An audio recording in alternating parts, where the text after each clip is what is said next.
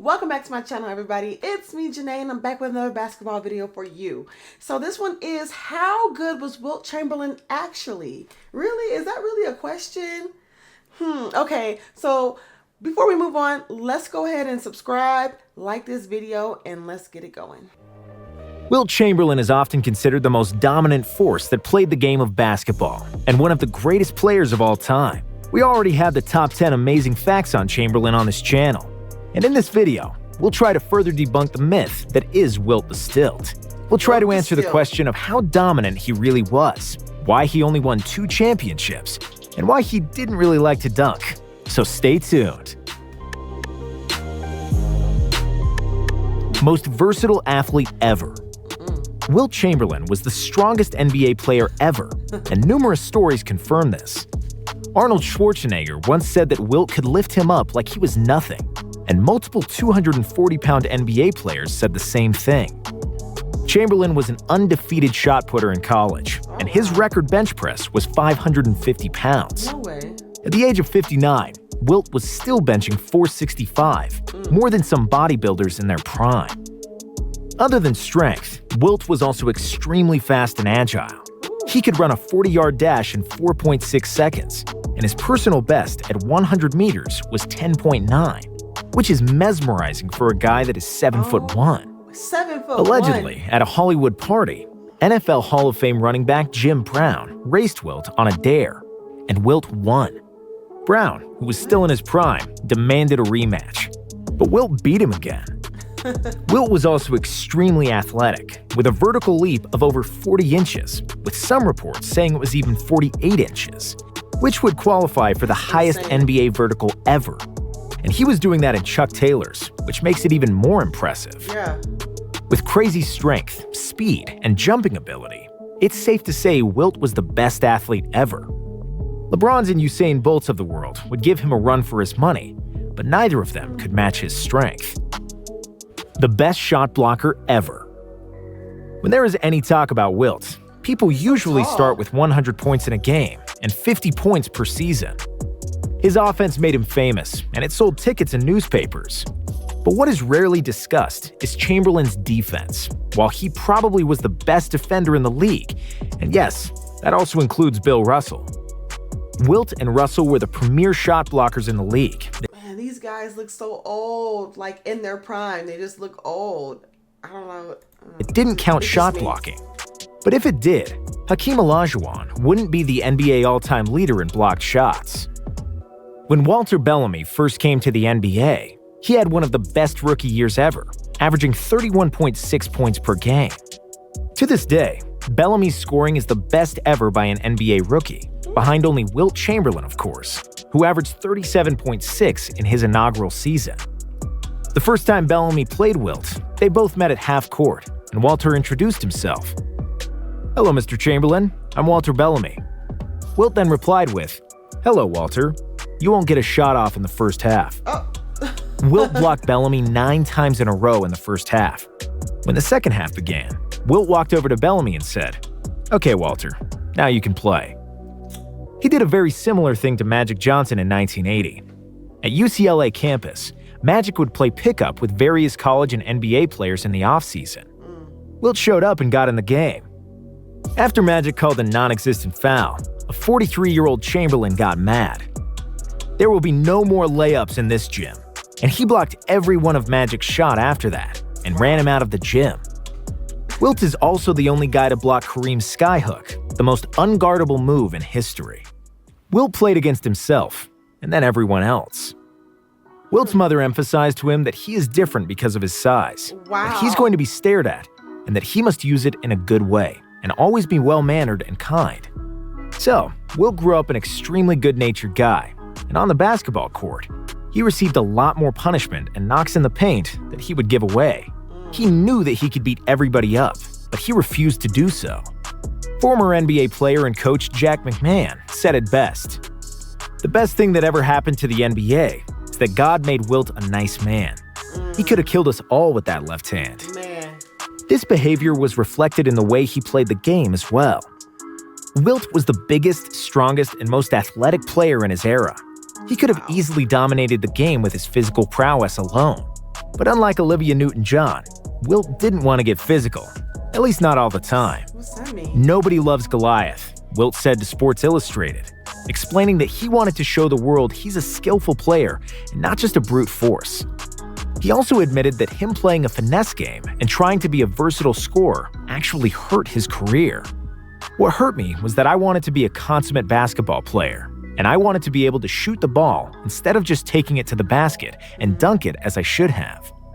I had great satisfaction shooting fadeaway shots, hook shots, finger rolls, and a lot of times, that was a negative more than a positive.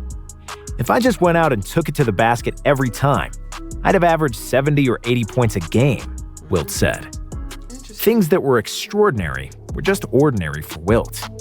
And if we look at Wilt's stats, there is a huge discrepancy from the first half of his career, when he shot more than 30 times per game, and the second half, when he averaged only 13 field goal attempts per contest.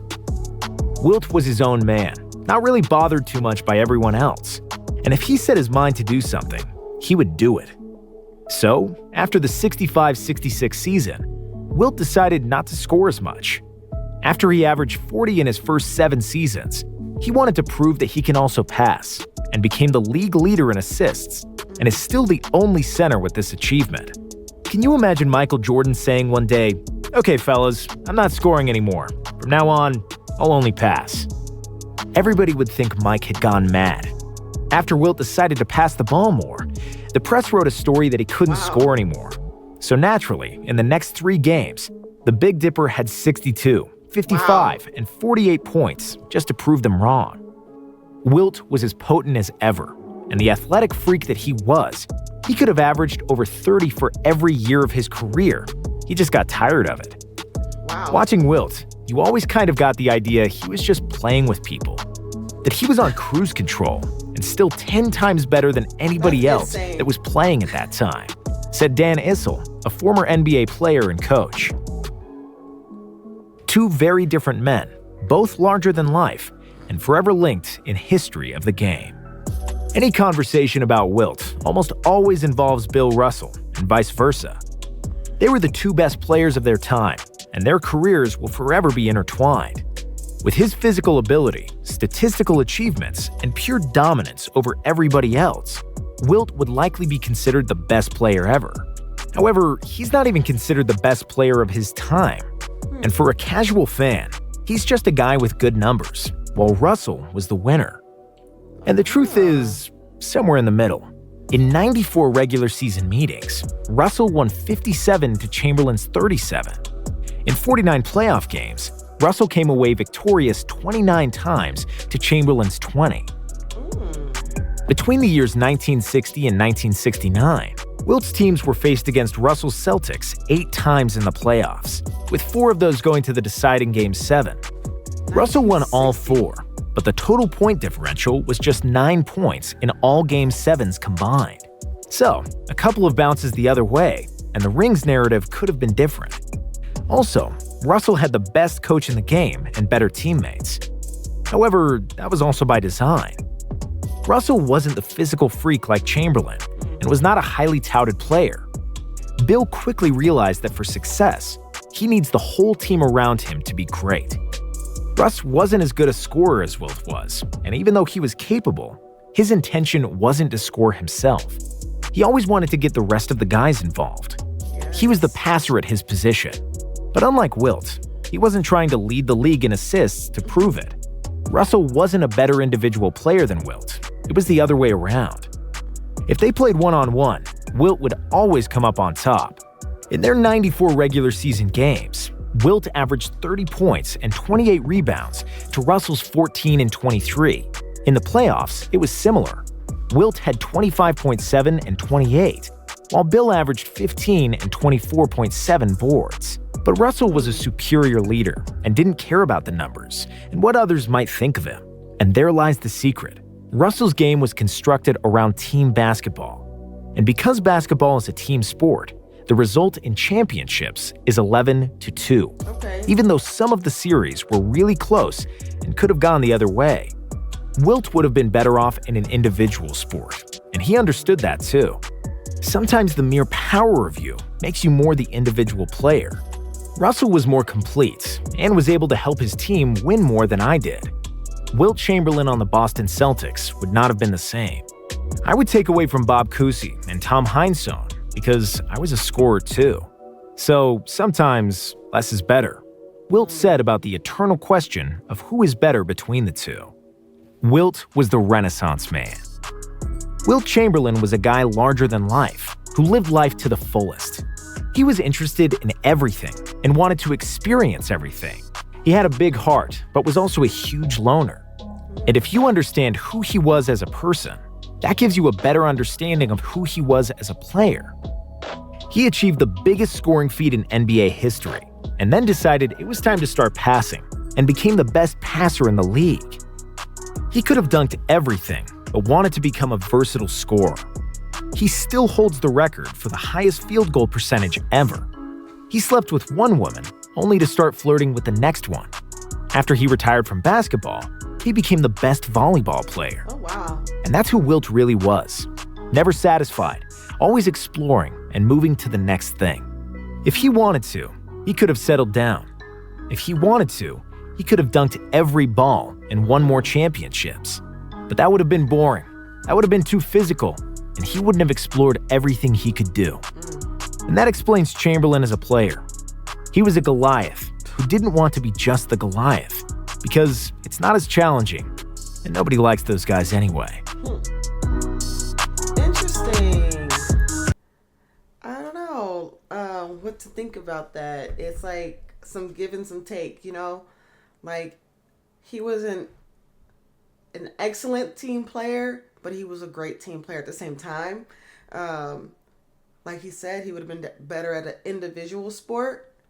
But it seems like he knew that. He knew what his weaknesses were, and he tried to work on those throughout his career. I'm gonna have to check out some more of his videos, like this one, 10 Things You Didn't Know About Wilt Chamberlain. So I'm just intrigued now. Let me know what you guys think about this video in the comments below. If you haven't liked this video, go ahead and like it, subscribe, give me some ideas in the comments on what to react to next, and I'll see you in the next video. Bye.